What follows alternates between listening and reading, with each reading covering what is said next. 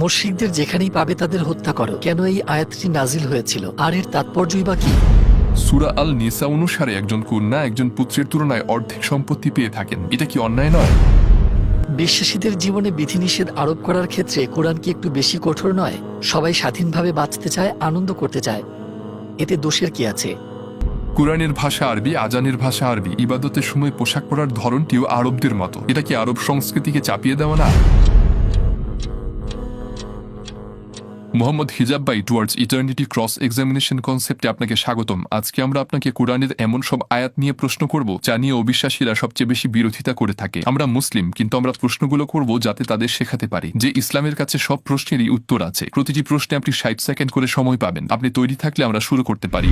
সূরা আত-তওবার ৫ম আয়াতে বলা হয়েছে, মুশরিকদের যেখানেই পাবে হত্যা করো। এই আয়াত কেন নাজিল হয়েছিল? এর তাৎপর্যই বা কি?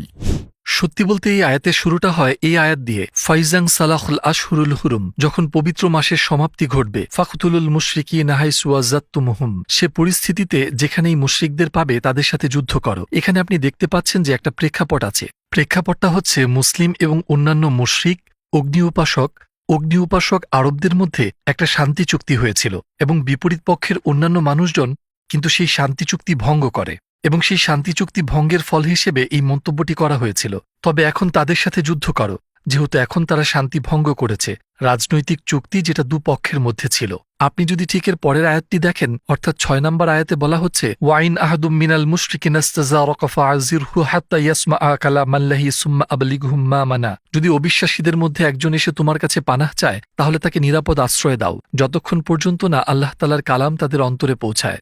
এটা আপনাকে ঠিক এই ব্যাপারটাই দেখিয়ে দেয়, ঠিক এই ব্যাপারটাই দেখায় একেবারে যুদ্ধাবস্থাতেও কিছু মানবিক নীতি রয়েছে যেগুলোকে ইসলাম প্রাধান্য দেয়, যে যদি কেউ নিরাপদ আশ্রয় চায় ইসলাম তাকে আশ্রয় দিতে বলে। আমরা জানি যে রাসূল আমাদের বলেছেন আপনি শিশু বা নারীদের হত্যা করতে পারবেন না, কিংবা গবাদি পশু বা গাছ কাটতে পারবেন না, এছাড়া আরও অনেক কিছু। তো এটা ছিল যুদ্ধের প্রেক্ষাপটে, এবং যুদ্ধ চলাকালীন সময় এমনকি তখনও কিছু যুদ্ধকালীন নীতি রয়েছে। আয়াতটাকে প্রেক্ষাপটের বাইরে থেকে দেখা হচ্ছে। সত্যি বলতে এটা যুদ্ধ বিষয়ক আয়াত, এবং এই আয়াতে বলা হচ্ছে কিভাবে অবিশ্বাসীদের সাথে আচরণ করতে হবে। ওকে, তো নাস্তিকদের করা সবথেকে বেশি প্রচলিত প্রশ্নটি আমি এখন করব। সূরা আল নিসার ৩৪তম আয়াত কি বলে? যে নারীদের আঘাত করা যাবে, এটা কি সত্যি?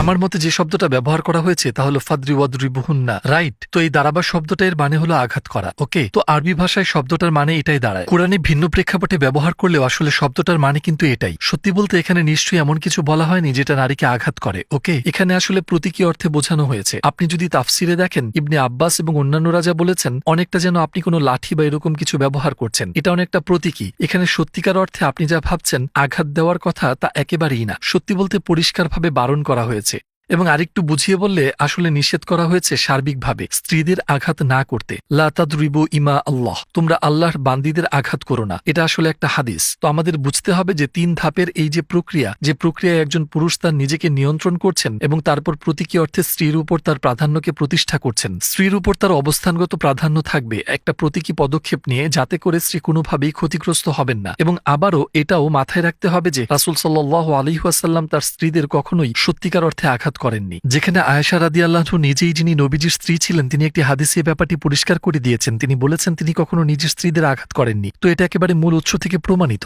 এবং আপনি যদি রাসূলের অনুসরণ করতে চান তাহলে আপনাকে আত্মনিয়ন্ত্রণ করতে হবে। নিজের রাগকে এবং নিজেকে সেভাবেই নিয়ন্ত্রণ করুন, কারণ আপনি কিছুই পাবেন না। আপনি দাম্পত্য কলহে উঁচু গলায় চিৎকার চেঁচামেচি করে এবং নিয়ন্ত্রণের বাইরে গিয়ে আঘাত করে এবং এসব দিয়ে কখনোই লাভবান হবেন না। এই আয়াতে অবশ্যই এমন কিছু ইঙ্গিত করা হয়নি। সত্যি বলতে নানাভাবে এই আয়াত সেটা থামানোর চেষ্টা করছে। এটা বৈবাহিক সম্পর্কে তৈরি হওয়া যে কোনো বিরোধকে সামাল দেওয়ার একটা পদ্ধতি বের করার চেষ্টা করছে, এবং অবশ্যই পশ্চিমা প্রেক্ষাপটে। কারণ এটা আমাদের পরিষ্কার করে বলতেই হবে, পশ্চিমা প্রেক্ষাপটে এই সবকিছু পারস্পরিক সম্মতিতে ঘটে। আমি বলতে চাইছি, পশ্চিমে যদি কোনো পুরুষ এমনটা করে থাকেন, ধরে নিলাম এটা কিন্তু তার বিপক্ষে যেতে পারে, এর একেবারে বিপরীত ফল হবে। তো সেক্ষেত্রে ফতোয়া হচ্ছে যে পশ্চিমা বিশ্বের ক্ষেত্রে এই পদ্ধতি অবলম্বন একেবারে বিপজ্জনক আমি মনে করি। পুরুষের ক্ষেত্রে তো অবশ্যই, তো এমনটা করা আপনার এমনিতেই উচিত হবে না। কারণ এটা প্রতীকী হয়ে থাকলেও কিন্তু স্ত্রী যদি বলে যে সে আমার সাথে দুর্ব্যবহার করে, তো তাকে স্ত্রী কিন্তু কোর্টে নিয়ে যেতে পারে এবং তার বিপক্ষে সুযোগ নিতে পারে। তো এটি করার পেছনে প্রধান উদ্দেশ্য হলো নিজের যেটা কিনা অবস্থানগত এবং প্রাধান্য বুঝিয়ে দেওয়া, সেটা আসলে চাপা পড়ে যায়। তাই পশ্চিমা বিশ্বের বিভিন্ন দেশে যদি স্বামী এমনটা করেন তাহলে পরিস্থিতি খারাপ হতে পারে। কিন্তু আমি বলবো যে এই আয়াতটাকে প্রতীকীভাবে প্রাধান্য বোঝানোর কথাই বলা হয়েছে, কোনো ধরনের কষ্ট বা আঘাত দেওয়ার জন্য নয়। কিন্তু সেই সব ব্যাপার কিন্তু ইসলামে নিষিদ্ধ। এটা পরিবারের ব্যবস্থাপনায় অবস্থানগত প্রাধান্য বোঝানোর একটা প্রতীকী মাধ্যম এবং এটার উদ্দেশ্য সেটাই থাকা উচিত। এবং আপনি যদি রসুলের অনুসরণ করতে চান তাহলে আপনার নিজেকে এবং রাগকে নিয়ন্ত্রণে রাখতে হবে, কারণ এতে কিছুই হাসিল হবে না। আপনি গলা উঁচু করে চিৎকার চেঁচামেচি করে এবং নিয়ন্ত্রণের বাইরে গিয়ে মারধর করে এবং এসব কিছু করে দাম্পত্য কলহে কখনো কিছু হাসিল করতে পারবেন না। এই আয়াত দিয়ে অবশ্যই এমন কিছু ইঙ্গিত করা হয়নি। সত্যি বলতে বিভিন্নভাবে এই আয়াত সেটা থামানোর চেষ্টা করেছে। এটা বৈবাহিক সম্পর্কে স্বামী স্ত্রীর মধ্যে বিরোধকে সামাল দেওয়ার একটা পদ্ধতি বের করার চেষ্টা করছে। সূরা আল নিসার 11 নম্বর আয়াত অনুসারে কন্যা সন্তান পুত্র সন্তানের তুলনায় অর্ধেক সম্পত্তির অধিকারী হবেন। আবার সূরা আল বাকারার 282 নম্বর আয়াত অনুসারে দুজন স্ত্রীলোকের সাক্ষ্য একজন পুরুষ সাক্ষী সমান। এটাকে যারা অন্যায় বলে মনে করেন তাদের উদ্দেশ্যে আপনি কি বলবেন? আসসালামু আলাইকুম প্রিয় ভাই ও বোনেরা, আমরা দেখেছি যে আমাদের দর্শকদের 80% মানুষজন আমাদের চ্যানেলে সাবস্ক্রাইব করেননি। আপনারা যেমনটি জানেন আমরা একটি অলাভজনক প্রতিষ্ঠান, আর আমরা আমাদের কোনো ভিডিওতে বিজ্ঞাপন চালাই না।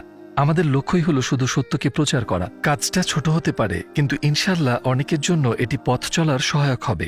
এখন সাবস্ক্রাইব বাটনে ক্লিক করুন এবং একসাথে পথ চলি অনন্তকালের দিকে। এটাকে যারা অন্যায় বলে মনে করেন তাদের উদ্দেশ্যে আপনি কি বলবেন?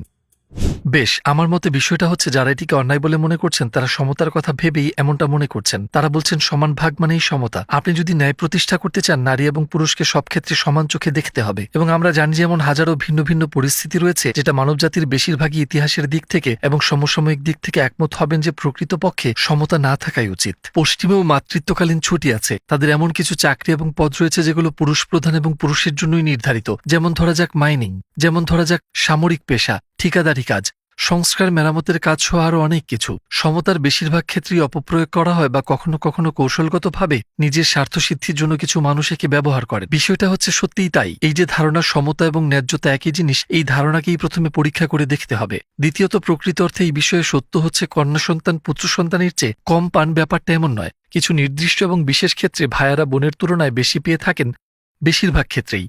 যাই হোক, ব্যাপারটা ঠিক এমনও নয় যে উত্তরাধিকারের ক্ষেত্রে পুরুষেরা নারীদের তুলনায় বেশি পেয়ে থাকেন। সত্যি বলতে এমন অনেক পরিস্থিতি রয়েছে যেখানে নারীরা পুরুষের চাইতে বেশি পেয়ে থাকেন। আসলে ইসলামে সবচেয়ে বেশি উত্তরাধিকার পান 2 জন কন্যা সন্তান।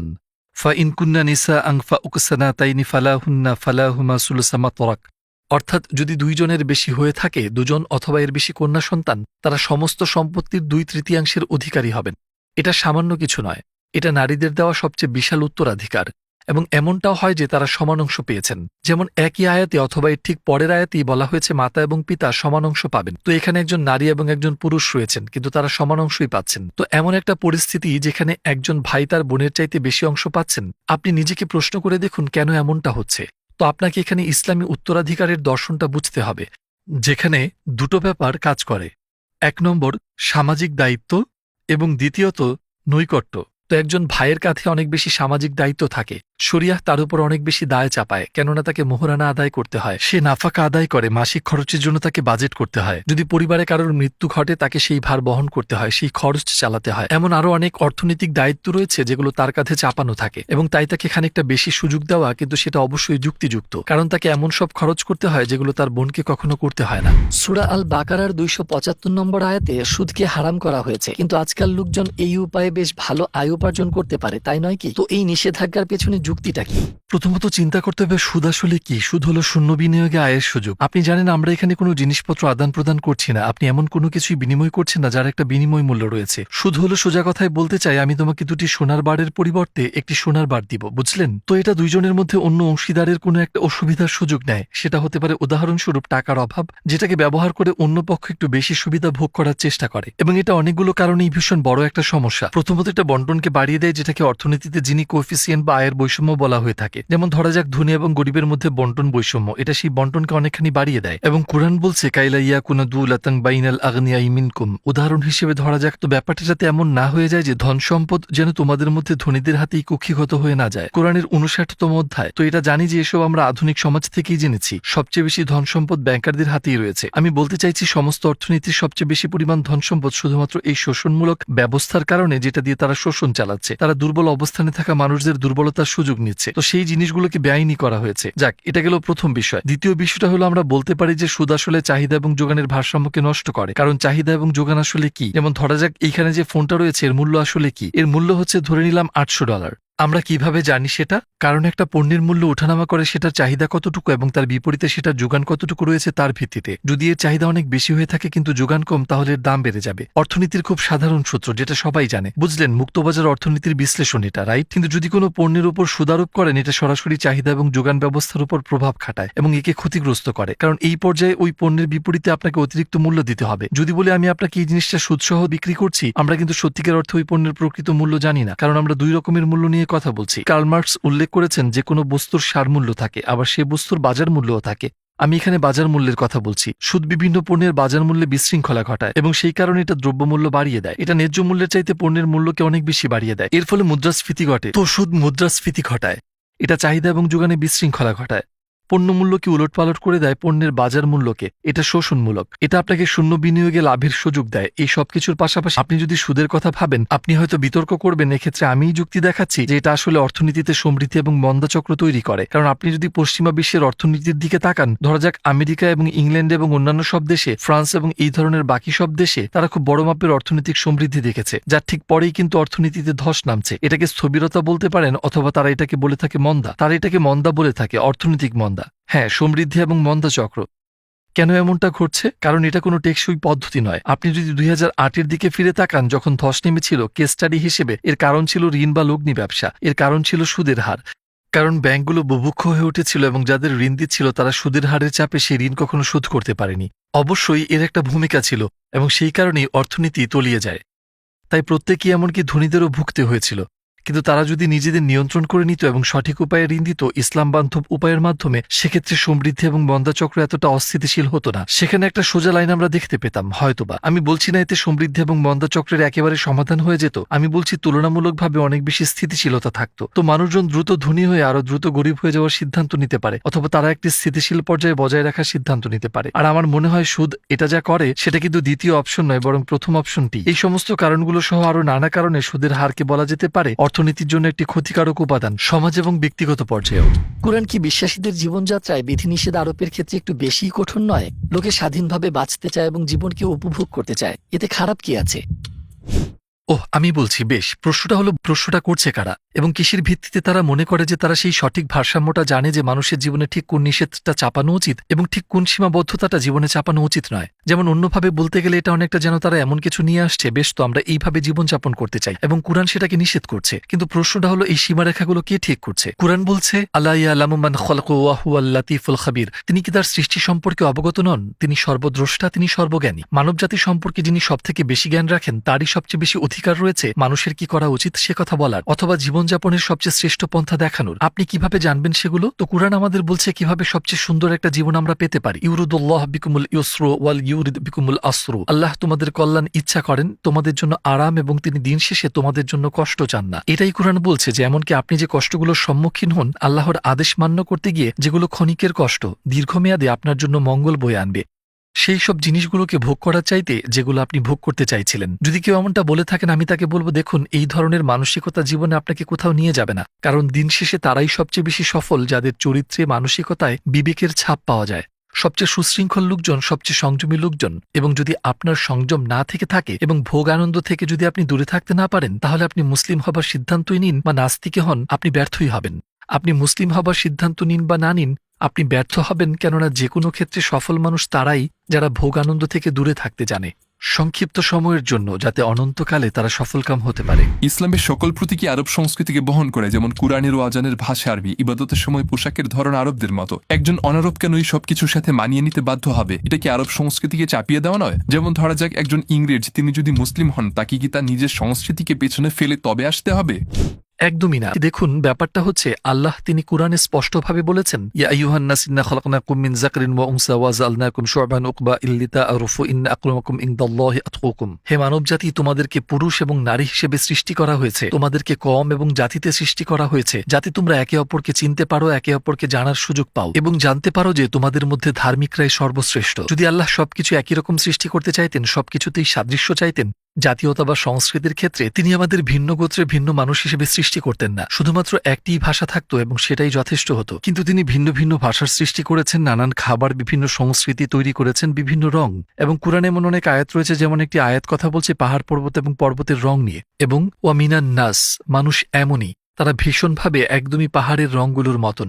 আপনি নানান ধরনের রঙও দেখতে পাবেন। মানুষের ধরন এমনই, এবং সেটা মানব অভিজ্ঞতায় এক বিশাল বৈচিত্র্য নিয়ে আসে। আল্লাহ বলছেন যে ঠিক এই কারণেই এমনটা করা হয়েছে, যাতে তোমরা একে অপরকে জানার সুযোগ পাও। তাদের এমন কিছু আছে যেটা আপনার কাছে নেই, আবার সেই মানুষগুলোর এমন কিছু আছে যা আপনার নেই। তারা কিভাবে জীবনযাপন করছে, একে অপরের কাছ থেকে শিখুন। কারণ সবসময় এমন কিছু না কিছু খুঁজে পাবেন যেটা এক জায়গার মানুষের কাছে আছে কিন্তু অন্য জায়গায় নেই, এবং এটা এরকম চলতেই থাকবে। বা একজন মুসলিমের আরব সংস্কৃতি চাপিয়ে নেওয়ার প্রয়োজন নেই।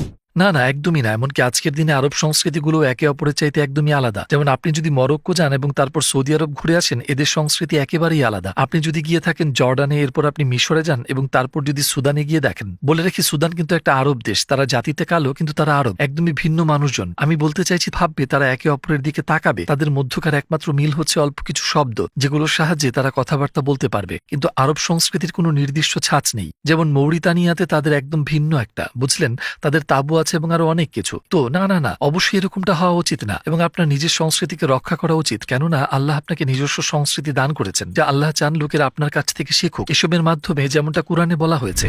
যদি কোরআন সত্যি হয়ে থাকে, তাহলে আজকের দিনে মুসলিমরা কেন অমুসলিমদের তুলনায় উল্লেখযোগ্যভাবে বেশি সফল নয়?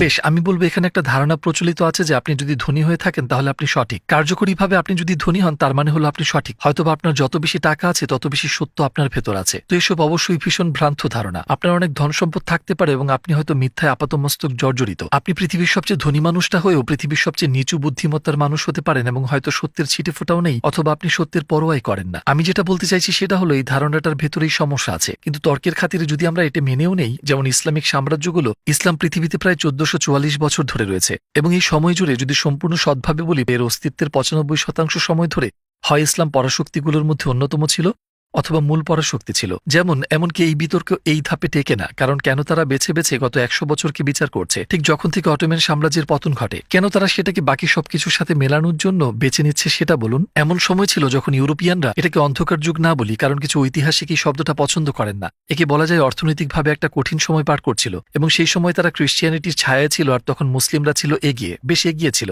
এমন আফ্রিকান দেশ ছিল মালি, মানসা মুসা অনেক ইউরোপিয়ান দেশ থেকে অর্থনৈতিকভাবে এগিয়ে ছিল। তো সেই সময় কি সত্য মুসলিমদের সাথে ছিল এবং ক্রিশ্চিয়ানিটি আর পশ্চিমা বিশ্ব তখন মিথ্যে ছিল? যেমন ধরা যাক, বা যদি আমরা বলি উদাহরণ হিসেবে, যখন ক্রুসেড হয়, ক্রিশ্চিয়ানরা শুধুমাত্র একটি ক্রুসেডে জয়লাভ করেছিল এবং বাকি সবগুলোতে তারা হেরে গিয়েছিল। কার্যকরীভাবে ব্যাপারটা কিন্তু এমনটাই ঘটেছে। তো তখন কি মুসলিমরা সঠিক ছিল এবং ক্রুসেডরা আর পশ্চিম খ্রিস্টানরা তখন ভুল ছিল? যদি বলি, যখন আপনার সবকিছু ছিল, বিশাল অটোমান সাম্রাজ্য, এবং শুরুতে যে ঘটনাগুলো ঘটেছিল, রাশিয়ানদের মোকাবেলা করা এবং তাদের হারানো একেবারে শুরুতে, তো তাহলে কি রাশিয়ানরা এবং খ্রিস্টানরা?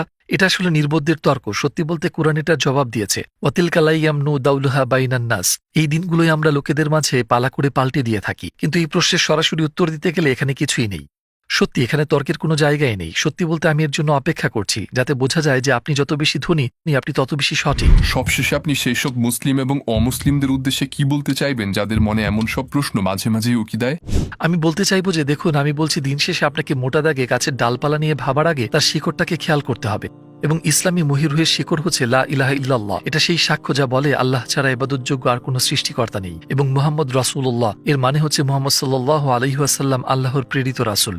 যদি এই ইমানের বৃক্ষ শিকড় গেড়ে বসে, আপনার হৃদয়ের গভীরে গেঁথে বসে, তাহলে এই সব, সত্যি বলতে সেই বৃক্ষের ডালপালা অনেক কম সমস্যার জন্ম দেবে। যেমন ধরা যাক, যদি কারো সামান্য অসুখ হয়ে থাকে এবং তারা চিকিৎসকের কাছে যায় এবং চিকিৎসক তাদের বলেন এই ট্যাবলেটটা নিন, আমি জানি আপনার কি হয়েছে, এবং তিনি আত্মবিশ্বাসের সাথে এই কথা বলেন, দেখুন আপনার এই সমস্যাটি দেখা দিয়েছে, এই যে কিছু ওষুধ রয়েছে এগুলোই যথেষ্ট, আপনি ঠিক হয়ে যাবেন। বেশিরভাগ মানুষই সেগুলো গ্রহণ করবেন, তারা ওষুধগুলো নেবেন এবং চুপ থাকবেন, কারণ তারা জানে যে চিকিৎসকের সেই ক্ষমতা আছে। তো যখন আপনি আপনার কর্তৃত্ব এক মহান উৎসের হাতে সঁপে দেন, সেই মহান উৎসের দেওয়া ব্যবস্থাপত্র আপনি মেনে নেন, এবং যিনি সবকিছুরই জ্ঞান রাখেন তার চাইতে বড় কর্তৃত্ব কর্তৃপক্ষ আর কে হতে পারেন? তাই যদি কেউ তার মনে এমন অনেক প্রশ্ন খুঁজে পান, হয়তোবা এ থেকে বোঝা যায় সেই কর্তৃপক্ষে বিশ্বাস রাখে না যার কথা প্রচার করা হচ্ছে, যে এই কিতাব সত্যিকার অর্থে সৃষ্টিকর্তা প্রদত্ত, কোনো মানবের সৃষ্টি নয়, বা এই ব্যক্তি অথবা ওই ব্যক্তিটি, এই সংস্কৃতি অথবা অন্যটি বা যাই হোক না কেন, এটা সত্যিকার অর্থে আল্লাহর প্রদত্ত কিতাব। তো একবার যদি আপনি এটা বুঝতে পারেন, তখন এর মাধ্যমে পাওয়া সমস্ত ব্যবস্থাপত্র আপনার জন্য ফরজ হয়ে যায় এবং সেগুলোর আপনার উপর কর্তৃত্ব থাকা উচিত। এবং সেটাই আমি বলবো, যদি আপনার এমন কোনো দ্বিধা থেকে থাকে, আপনাকে একেবারে শুরু থেকে শুরু করতে হবে, যেটা হচ্ছে লা ইলাহা ইল্লাল্লাহু মুহাম্মাদুর রাসূলুল্লাহ, যাতে আল্লাহ প্রদত্ত সংকেতগুলোকে দেখতে পান, যাতে আল্লাহর সংকেত এবং সৃষ্টির মধ্যে সৃষ্টিকর্তার অস্তিত্বকে দেখতে পান। কুরআন পড়ুন, তার ভাব বোঝার চেষ্টা করুন, নবীজির কাছাকাছি যাওয়ার চেষ্টা করুন, তার জীবনকে দেখুন। এই সবকিছু যদি করতে পারেন, মুসলিম হিসেবে নিজের অবস্থানকে দৃঢ় করে নেবেন। একবার যদি সেটা করতে পারেন, বাকি সবকিছু সহজ হয়ে যাবে।